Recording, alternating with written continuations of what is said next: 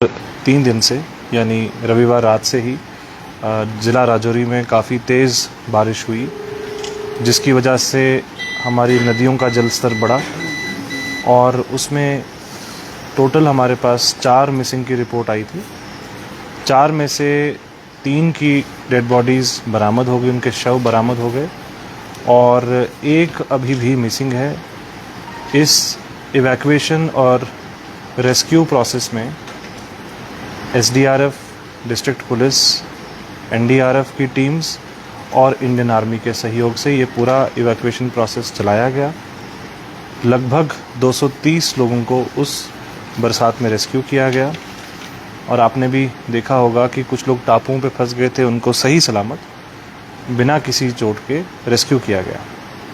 सबसे पहले जितने भी परिवारों का लॉस हुआ है, मैं शोक व्यक्त करता हूँ, कंडोलेंसेस देता हूँ कि ज़िला प्रशासन पूरी तरह से उन सभी परिवारों के साथ है और ये ऐसा क्षण है क्षति का जिसमें किसी ज़िंदगी की भरपाई नहीं हो सकती, किंतु तत्काल रूप से जो सहायता राशि है उनको सभी परिवारों को 3 जिनकी शव की शिनाख्त हुई है, तीनों को कल की ही डेट में रिलीफ अमाउंट दिया गया। माननीय मुख्यमंत्री जी ने भी इसमें रिलीफ अमाउंट सैंक्शन किया है, जैसे ही वो रिसीव होगा वो भी दिया जाएगा। इसके अलावा लगभग 450 के करीब लोग इस वक्त हमारे अलग अलग लॉजमेंट सेंटर्स में हैं, जो आज तीसरे दिन अपने लॉजमेंट सेंटर्स में हैं। वहाँ पे उनको रहने की, खाने की सभी फैसिलिटीज़ दी जा रही है।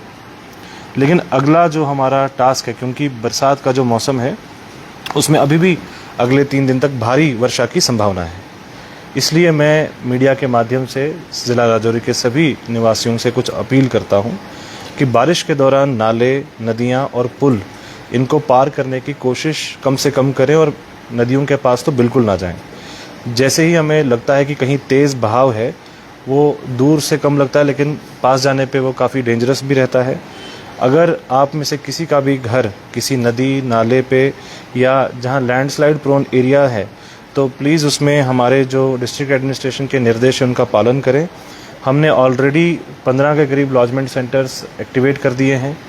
जो लोग सेफ़ एरियाज़ में जा सकते हैं वो सेफ़ एरियाज़ में रहें, लेकिन किसी को अगर लगता है कि उनके पास कोई ऑप्शन नहीं है, हमारे लॉजमेंट सेंटर में वो फ़ोन नंबर के साथ नोडल ऑफिसर का नाम अभी आपके साथ साझा किया जाएगा। वो नोडल ऑफिसर से कॉन्टैक्ट करके अपने अपने लॉजमेंट सेंटर में जाएँ। किसी भी कीमत पर अपने जान को रिस्क पे ना डालें। अपने घर में एक छोटा सा किट बनवा लें जिसमें टॉर्च, पीने का साफ़ पानी, आवश्यक दवाइयाँ और मोबाइल चार्ज करने के लिए और जो आपके डॉक्यूमेंट्स हैं वो रख के किसी पॉलीथीन में बांध के रख लें, ताकि अगर इवैक्यूएशन करने पे आपको किसी भी एक अनसेफ एरिया से निकालना पड़े तो वो आपके पास रहें। मैं विशेष रूप से सभी पेरेंट्स से अनुरोध करता हूँ कि छोटे बच्चों को बारिश के दौरान नदी, नालों और किनारों और जल भराव के स्थान पर जाने से रोकें। परसों मैंने देखा कुछ पेरेंट्स खुद अपने बच्चों को नदी नालों के पास लेके जा रहे थे। ये ना सिर्फ एक इररिस्पॉन्सिबल स्टेप है, बल्कि ये डिज़ास्टर मैनेजमेंट एक्ट में ये इसके ऊपर दंडात्मक कार्रवाई भी हो सकती है। कृपया किसी भी कीमत पे किसी भी अफवाह पे भरोसा ना करें। जो सूचना ज़िला प्रशासन के द्वारा साझा की जाएगी वही ऑथेंटिक है। यदि कहीं सड़क बंद है, वहाँ लैंडस्लाइड आया है, जल भराव की स्थिति है, तो तुरंत ज़िला प्रशासन को संपर्क करें। आपकी सहायता के लिए जो आपातकालीन इमरजेंसी ऑपरेशन सेंटर है DEOC, ये 24 घंटे एक्टिव है, ये रात के दौरान भी एक्टिव है। किसी भी इमरजेंसी सिचुएशन में आप तुरंत कंट्रोल रूम में 01962 295 895, मैं फिर से दोहराता हूँ 01962 295 895, इस पे संपर्क करें। कोई भी सूचना है कंट्रोल रूम को आप दें। ज़िला प्रशासन, पुलिस, SDRF, NDRF, सेना और सभी विभाग पूरी तरह से सतर्क हैं और आपके सहायता के लिए तैयार हैं। इसके अलावा जो अगला हमारा काम है वो है रेस्टोरेशन ऑफ एसेंशियल सर्विसेज का। आपको मालूम है पिछले 2 दिन से बिजली और पानी की जो सर्विसेज हैं वो अफेक्टेड हैं, लेकिन इसमें भी जैसे बिजली की बात करें तो हमारे 53 फीडर्स अफेक्ट हुए थे। 53 फीडर्स में से कल की डेट में 3 फीडर और 20 डिस्ट्रीब्यूशन ट्रांसफार्मर्स को रेस्टोर किया गया। आज सुबह लगभग इसमें 3 और फीडर कुछ घंटों में ही ठीक कर दिए गए हैं और 2000 से ऊपर DTs को भी ठीक कर दिया गया है। आने वाले वक्त में अलग से रेस्टोरेशन के लिए हमारे चीफ प्लानिंग ऑफिसर को नॉमिनेट किया गया है। वो लगातार सभी डिपार्टमेंट्स के डिटेल्ड टीम्स के साथ टच में हैं और रेस्टोरेशन का काम जो है एक वॉर फुटिंग पे किया जा रहा है। जहाँ पे भी रेस्टोरेशन में कोई व्यवधान क्रिएट करेगा, कल हमारे नोटिस में आया किसी एक व्यक्ति ने जो बिजली के पोल थे उनको गिराने की कोशिश की, तो उनके खिलाफ दंडात्मक कार्रवाई इनिशिएट की गई है।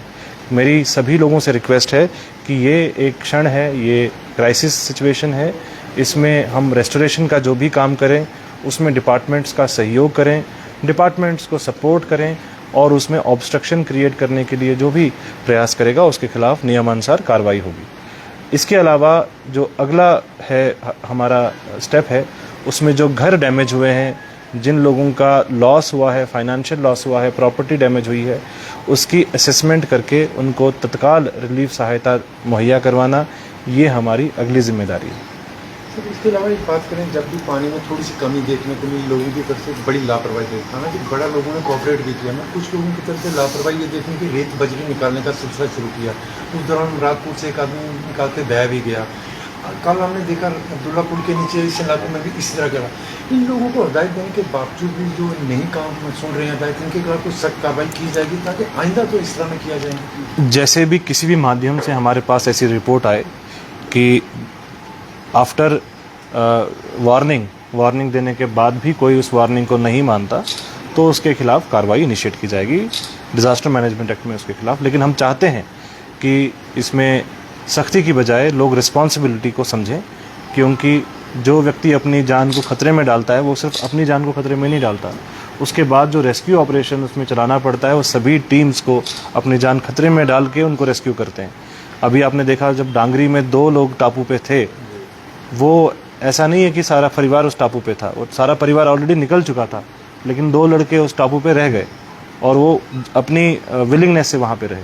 उनको मालूम था कि नदी का स्तर बढ़ेगा, लेकिन जब हमारी टीम्स रेस्क्यू कर रही थी वो अपनी जान को रिस्क पे डाल के फिर उनको रेस्क्यू करती हैं। तो सभी लोगों को ये समझना चाहिए कि अगर हम अपने आप को किसी ऐसी सिचुएशन में डालते हैं, जो टीम्स बाद में राहत के लिए आएंगी वो भी अपनी जान को रिस्क में डालती हैं। सर, स्कूल्स को लेकर पेरेंट्स के फ़ोन आए हैं, कब तक स्कूल बंद रहेंगे या फिर क्या डिसीजन रहेगा? देखिए, अभी तो जब तक एडवाइजरी है तब तक तो स्कूल बंद हैं, लेकिन जैसे कि आपको मालूम है कि पिछले साल भी जब बरसात हुई थी तो बहुत सारे स्कूलों को क्षति हुई थी। इसलिए ज़िला प्रशासन का एक निर्णय हुआ है कि सभी स्कूलों का बरसात बंद होने के बाद, क्योंकि बहुत बार ऐसा भी होता है कि जब बरसात रुकती है और धूप निकलती है, क्रैक्स डेवलप उसके बाद होते हैं और उस समय छत गिरने का या दीवार गिरने का चांस बढ़ जाता है। तो इसलिए जैसे ही मौसम ठीक होगा उसके बाद एक सभी स्कूलों का सेफ्टी ऑडिट करवाया जाएगा। सेफ्टी ऑडिट कंप्लीट होने के बाद ही उन स्कूलों को खोला जाएगा। प्राइवेट स्कूल्स के लिए भी ये रहेगा? प्राइवेट स्कूल्स के लिए भी यही रहेगा। आपको मालूम है पिछले साल जब नुकसान हुआ था सुंदरबनी के एक प्राइवेट स्कूल में, एक बाथरूम का छत गिरने से एक बच्ची की मृत्यु हुई थी, उसके खिलाफ उस स्कूल के ऊपर कार्रवाई भी इनिशिएट की गई थी। तो सभी प्राइवेट स्कूलों का भी ये रिस्पॉन्सिबिलिटी है, क्योंकि जब प्राइवेट स्कूल अपना रजिस्ट्रेशन करवाते हैं तो वो एक स्कूल फिटनेस सर्टिफिकेट भी उसमें सबमिट करते हैं। तो प्राइवेट स्कूलों की भी जिम्मेदारी इसमें बराबर है। सर, जो प्रीलिमिनरी लॉस रिपोर्ट है, कितनी गाड़ियां वॉश अवे हुई होंगी और उसके अलावा मेन गवर्नमेंट प्रॉपर्टीज का कितना नुकसान है और कितने स्ट्रक्चर्स डैमेज? जहाँ तक बात गाड़ियों की है, आपको मालूम है कि जो मेन अफेक्टेड एरिया था वो बेला और उसके सराउंडिंग का एरिया था और सर्कुलर रोड का एरिया था। इस पूरे रास्ते में आपको पता है कि गाड़ियाँ लोग पार्क करते हैं और जो शाम का समय होता है अपने घरों में जाने से पहले वो वहाँ पे गाड़ियों को पार्क करते हैं। इसमें ARTO साहब की अध्यक्षता में एक सर्वे टीम बनाई गई थी, जिन्होंने पूरा डिटेल्ड एनालिसिस इसका किया है कि गाड़ियों का कितनी गाड़ियाँ, कितनी स्मॉल व्हीकल्स, कितनी लाइट मोटर व्हीकल्स, कितनी HMVs का लॉस हुआ है। और वो पूरा एनालिसिस होने के बाद जो हमारे पास फिगर है वो 50 गाड़ियाँ जो क्षति हुई है, जो वहाँ पे फंस गई थी पार्किंग लॉट में, और 50 ऐसी गाड़ियों का लगभग हमें एस्टिमेट अभी तक आया है जो लोगों की बह गई हैं। इसके अंदर कुछ ट्रक्स भी हैं। आपको मालूम है एक कंस्ट्रक्शन कंपनी का क्रशर यूनिट था, उसका भी कुछ व्हीकल्स थी, वो भी इसमें बह गई हैं। तो ये सारा मिला के लगभग 50 गाड़ियों को डैमेज और 50 गाड़ियाँ मिसिंग अभी हमारे पास रिपोर्ट आई है। जहाँ तक बात गवर्नमेंट इंफ्रास्ट्रक्चर की है तो गवर्नमेंट इंफ्रास्ट्रक्चर में हमारे लगभग 16 ऐसे संस्थान हैं जिनको लॉस हुआ है। इसमें से एक स्कूल का डैमेज बहुत ज़्यादा हुआ है, प्राइमरी स्कूल का, और 3 स्कूल्स में कुछ माइनर इश्यूज़ आए हैं। एक पंचायत घर इफेक्ट हुआ है, एक हमारा म्यूनसिपैलिटी का जो बस स्टैंड था वो कम्प्लीटली डैमेज हो गया है।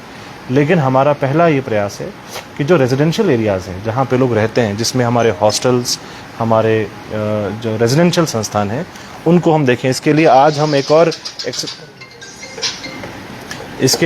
एक और एक्सरसाइज हम लोग कर रहे हैं और आपके माध्यम से लोगों में भी एडवाइजरी देंगे। आपको मालूम है कि शहर में बहुत बार ऐसा होता है कि लोगों ने अपने घरों में अंडरग्राउंड और बेसमेंट्स बनाई हैं और कुछ जगहों पे उनको कमर्शियली भी यूज़ किया जाता है।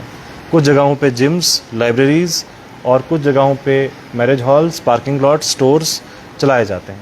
कुछ जगहों पे रेजिडेंशियल जो इंस्टीट्यूशंस हैं जिसमें ऑर्फनेजेस वगैरह, वो भी इन जगहों पे चलने की जानकारी मिली है। आज उसके लिए भी एक एडवाइजरी और एक ऑर्डर इशू किया जाएगा और मेरी आपसे रिक्वेस्ट है सभी लोगों में भी इस चीज़ को थोड़ा सा अवेयरनेस करें कि किसी भी कीमत पे जो लो लाइंग एरियाज़ हैं वहाँ पे बेसमेंट्स में जाना जो है वर्जित रहेगा, वहाँ उनको यूज़ करना वर्जित रहेगा। और स्पेशली जैसे आपने देखा जो सलानी, जो यहाँ पे अब्दुल्ला ब्रिज के पास एक लाइब्रेरी में हादसा हुआ जिसमें 2 बच्चों ने अपनी जान खोई, वो भी इसी तरह का एक सिचुएशन थी जिसमें रेस्क्यू करना मुश्किल हो जाता है। इसलिए आज इसे किया जाएगा, थोड़ा इन्फोर्समेंट बढ़ाई जाएगी और उसके बाद यदि कोई प्राइवेट ऑर्गेनाइजेशन या इंस्टीट्यूशन इस चीज़ को वायलेट करेगा उसके खिलाफ कार्रवाई भी की जाएगी। Thank you.